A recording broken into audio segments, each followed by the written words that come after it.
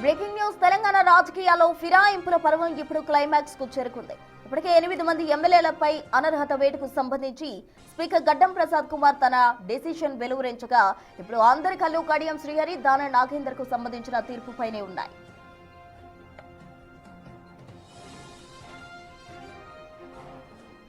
ఈ నెల 12వ తేదీన సుప్రీంకోర్టులో ఈ వ్యవహారంపై విచారణ జరగనుంది. మరో 1-2 రోజుల్లోనే స్పీకర్ తన తుది డెసిషన్ ప్రకటించే అవకాశం ఉంది. తమకు ఖచ్చితంగా క్లీన్ చిట్ వస్తుందని, తమ పదవులకు ఎలాంటి డోకా లేదని కడియం దానం ధీమా వ్యక్తం చేస్తున్నారు. మరోవైపు ఆ ఇద్దరు ఎమ్మెల్యేలు అనర్హతకు గురి కావడం ఖాయమని, చట్టపరంగా వారిపై వేటు పడాల్సిందే అని బీఆర్ఎస్ నేతలు నొక్కి చెప్తున్నారు.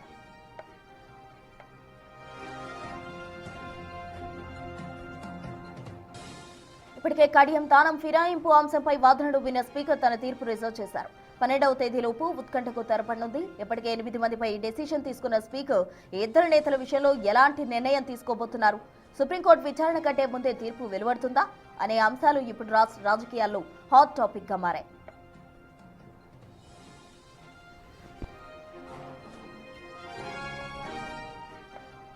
ఫిరాయింపులో పర్వం ఇప్పుడు క్లైమాక్స్ కు చేరుకుందనే చెప్పాలి. దీనికి సంబంధించి పూర్తి వివరాలు మా ప్రతినిధి హేమ అందిస్తారు. హేమ, ఈ నెల 12 తోటి అటు దానం నాగేందర్ అలాగే కడియం శ్రీహరికి సంబంధించిన డెసిషన్ కూడా స్పీకర్ చెప్పబోతున్నారు. మొత్తంగా దీనికి ఒక తెరపడే అవకాశం ఉందన్నట్టు కూడా సమాచారం అందుతుంది. ఆ కంప్లీట్ డీటెయిల్స్ ఏంటి హేమ?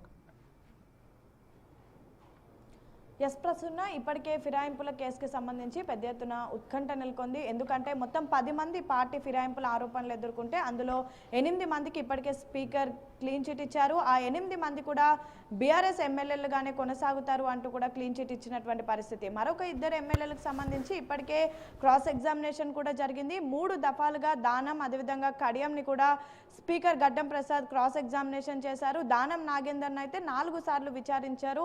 సో ఈ విచారణకు ఇప్పటి వరకు దానం హాజరు కానప్పటికీ కూడా కడియం శ్రీహరి మాత్రం విచారణకు హాజరయ్యారు. ఇద్దరు కూడా తమ తమ వాదనలు వినిపించారు. సేమ్ టైం పిటిషన్ దారులు కూడా తమ ఆధారాలతో సహా ఏవైతే ప్రస్తుతం ఆరోపణలు జరుగుతున్నాయో వాటికి సంబంధించినటువంటి వాదనలు వినిపించినటువంటి పరిస్థితి. అయితే ఇదంతా కూడా ఇప్పటికే జరిగింది. ఇక స్పీకర్ ఎలాంటి నిర్ణయం తీసుకోబోతున్నారు అనేది మాత్రం ప్రస్తుతం ఆసక్తి నెలకొంది. ఇక సుప్రీంకోర్టు ఇచ్చినటువంటి గడువు ఈ నెల 12వ తారీఖుతో ముగియనుంది. సో ఈ రోజు రేపు లేదంటే ఈ 2 రోజుల్లో ఆ స్పీకర్ దానం కడియానికి సంబంధించినటువంటి తుది తీర్పు అయితే వెల్లడించేటటువంటి అవకాశం కనిపిస్తుంది. ఇప్పటికే 2 ఎమ్మెల్యేలు కూడా అంటే దానం కడియం ఇద్దరు కూడా ఖచ్చితంగా మిగతా 8 మంది ఎమ్మెల్యేల లాగే తమకి కూడా క్లీన్ చిట్ వస్తుంది అంటూ కూడా భావిస్తూ ఉన్నారు. కానీ వాళ్ళిద్దరి మీద ఖచ్చితంగా వేటు పడుతుంది అంటూ కూడా పిటిషన్ దారులు ఎమ్మెల్యేలు కూడా చెప్తున్నటువంటి పరిస్థితి. అటు స్టేషన్ గన్పూర్ ఎమ్మెల్యే కడియం శ్రీహరికి పిటిషన్ దారుడిగా కేపీ వివేకానంద గౌడ్ ఉన్నారు.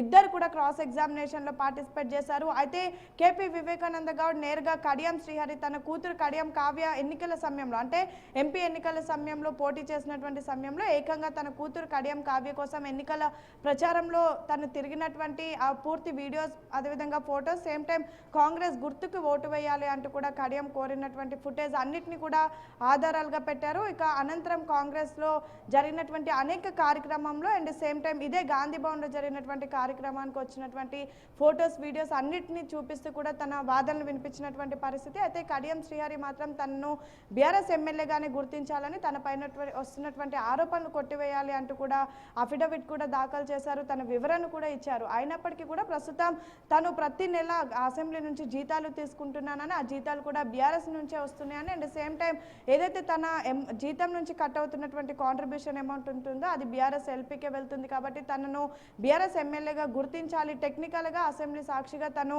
బీఆర్ఎస్ ఎమ్మెల్యేగానే ఉన్నాను అంటూ కూడా ఒకవైపు కడియం శ్రీహరి చెప్తున్నారు. మరొక వైపు దానం నాగేందర్ని అనర్హుడుగా ప్రకటించాలి అంటూ బీజేపీ ఎల్పీ నేత Eleti Maheshwar Reddy same time BRS MLA Padi Kaushik Reddy ఇద్దరు కూడా పిటిషన్ దాఖలు చేశారు. అయితే ప్రస్తుతం అటు పాడి కౌశిక్ రెడ్డి కానివ్వండి ఏలేటి మహేశ్వర్ రెడ్డి కానివ్వండి ఇద్దరు కూడా తమ ఆధారాలతో సహా క్రాస్ ఎగ్జామినేషన్కి హాజరయ్యారు. ప్రతిసారి కూడా దానం నాగేందర్ అడ్వకేట్లు విచారణకు హాజరయ్యారు. కానీ ఇప్పటి వరకు దానం నాగేందర్ స్పీకర్ ముందు ఎప్పుడు కూడా విచారణకు హాజరు కాలేదు. సేమ్ టైం టెక్నికల్గా ఫర్దర్గా ఎటువంటి లీగల్ కాన్సిక్వెన్సెస్ రాకుండా కూడా దానం నాగేందర్ ప్రస్తుతం విచారణను ఎదుర్కొంటూ ఉన్నారు.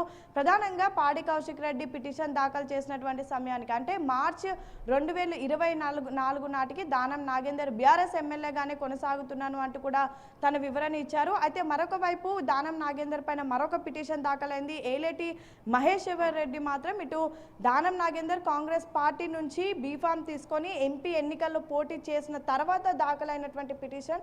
సో దాన్నైనా కన్సిడర్గా తీసుకొని ప్రస్తుతం దానం నాగేందర్ని అనర్హుడుగా ప్రకటించాలి, తనపైన వేటు వేయాలి అంటూ కూడా ప్రస్తుతం బీజేపీ ఎల్పీ నేత అదేవిధంగా బీజేపీ ఎల్పీ నేత మహేశ్వర్ రెడ్డి అడ్వకేట్లు కోరుతున్నటువంటి పరిస్థితి. అయితే ఒకవైపు దానం నాగేందర్ మాత్రం తను ఇంకా బీఆర్ఎస్ ఎమ్మెల్యేగానే కొనసాగుతున్నానని, బీఆర్ఎస్ పార్టీ సభ్యత్వాన్ని రద్దు చేసుకోలేదని, కాంగ్రెస్ పార్టీ సభ్యత్వాన్ని కూడా ఇంకా తీసుకోలేదు, సో తనని బీఆర్ఎస్ ఎమ్మెల్యేగానే గుర్తించాలి అండ్ తను ప్రస్తుతం బీఆర్ఎస్ పార్టీ నుంచి తనను సస్పెండ్ చేస్తున్నట్టుగా తనకు ఎటువంటి నోటీసులు కూడా ఇవ్వలేదంటూ కూడా తను ప్రస్తుతం చెప్పడం జరుగుతుంది. సేమ్ టైం తను వ్యక్తిగతంగా ప్రతి ఒక్క కార్యక్రమానికి ఒక ఎమ్మెల్యేగా హాజరయ్యాను కానీ తనకు ఎక్కడ కూడా కాంగ్రెస్ పార్టీలో చేరేటటువంటి ఆలోచన లేదు అంటూ కూడా ఒకవైపు దానం నాగేందర్ తన వాదనలు వినిపిస్తున్నటువంటి పరిస్థితి. అయితే ఒకవైపు దానం కడియంకు సంబంధించినటువంటి పూర్తి వాదనలు కూడా స్పీకర్ గడ్డం ప్రసాద్ విన్నారు. సేమ్ టైం పాడి కౌశిక్ రెడ్డి, ఎల్లెటి మహేశ్వర్ రెడ్డి, కేపీ వివేకానంద గౌడ్కు సంబంధించినటువంటి వాదనలు కూడా ట్రిబ్యునల్ చైర్మన్గా స్పీకర్ గడ్డం ప్రసాద్ విన్నారు. అయితే ఈ వాదనలన్నీ కూడా ఇప్పటికే